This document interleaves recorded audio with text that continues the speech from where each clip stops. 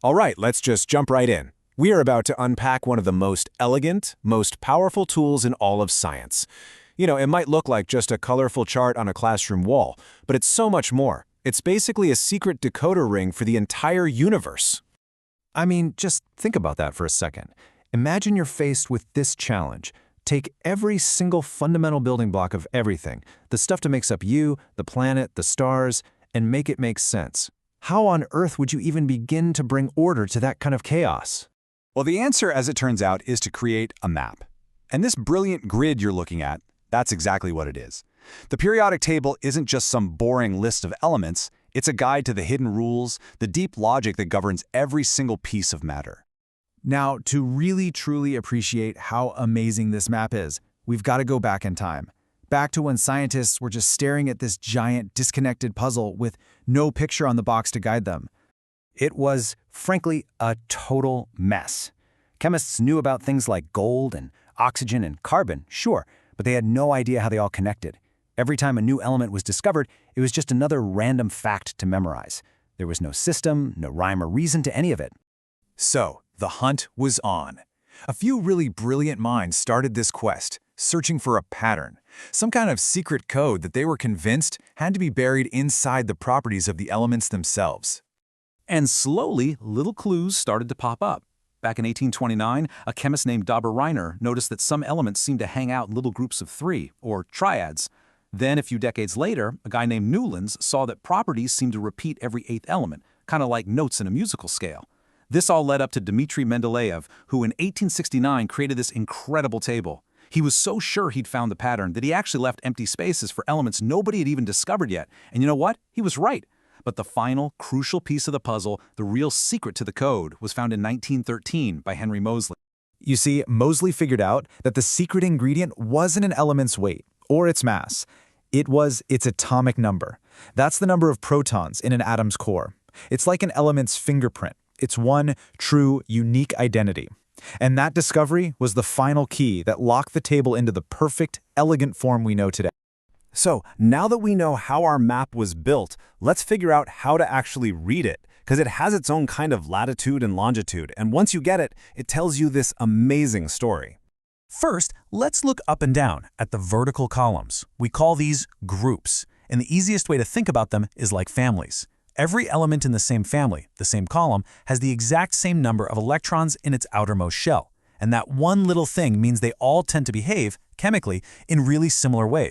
Okay, now let's look side to side at the horizontal rows. These are called periods, and what they tell you is how many electron shells an atom has.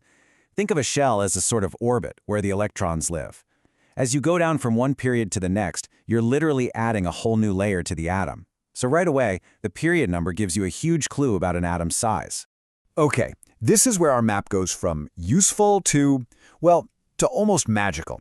Because once you understand the basic layout, the groups and the periods, you start to see these incredible, predictable patterns just emerge from the grid.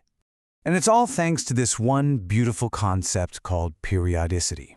It's just a fancy word for the idea that as you move along the table, the properties of the elements don't just change randomly.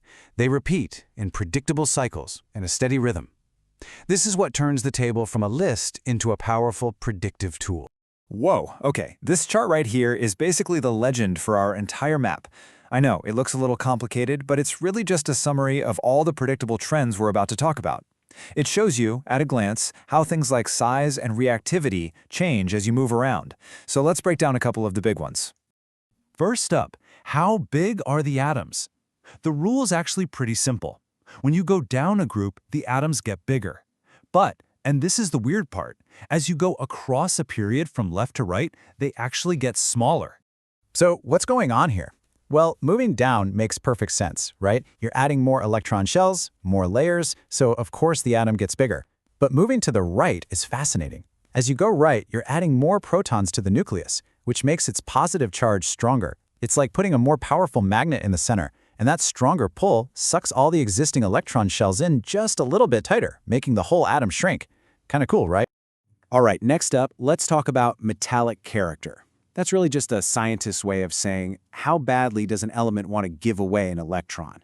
And again, the trend is crystal clear. It decreases as you go right across the table, and it increases as you go down. And that is exactly why, when you look at our map, all the classic metals that you think of are clustered over on the left-hand side. The absolute most metallic elements, the ones that are just dying to get rid of an electron, are all hiding out in that bottom left corner. The table's structure just perfectly shows you this property. Now, chemical reactivity. This one is a little more complex, but it's just as predictable.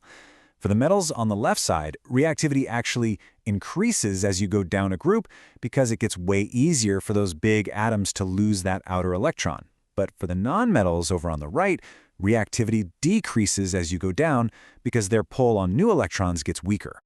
And this all leads to two undisputed champions of reactivity, sitting in opposite corners of the table. Way down in the bottom left, you have cesium, the most ridiculously reactive metal, just begging to give an electron away. And way up in the top right, you have fluorine, the most aggressive nonmetal, ready to snatch an electron from almost anything. And, even after all this, the table still has some secrets up its sleeve. There's this weird little quirk called the diagonal relationship.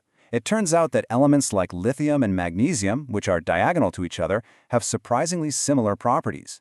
It happens because those two opposing trends, getting smaller to the right and getting bigger going down, they kind of cancel each other out along that specific diagonal. It's just another hidden connection that proves how deep these patterns really run. So when you put this all together, when you see the layout, the families, the patterns, you realize this is so much more than a chart. It is, without a doubt, science's ultimate cheat sheet. And that's the main takeaway here.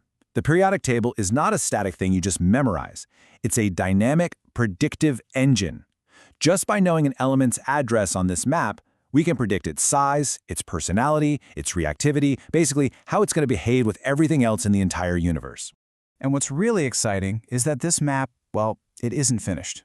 We're still adding to it, pushing the boundaries into these super heavy, lab-created elements. And that leaves us with this really tantalizing question. As our map of the universe keeps growing, what other hidden rules, what other secret patterns are still just waiting for us to find them?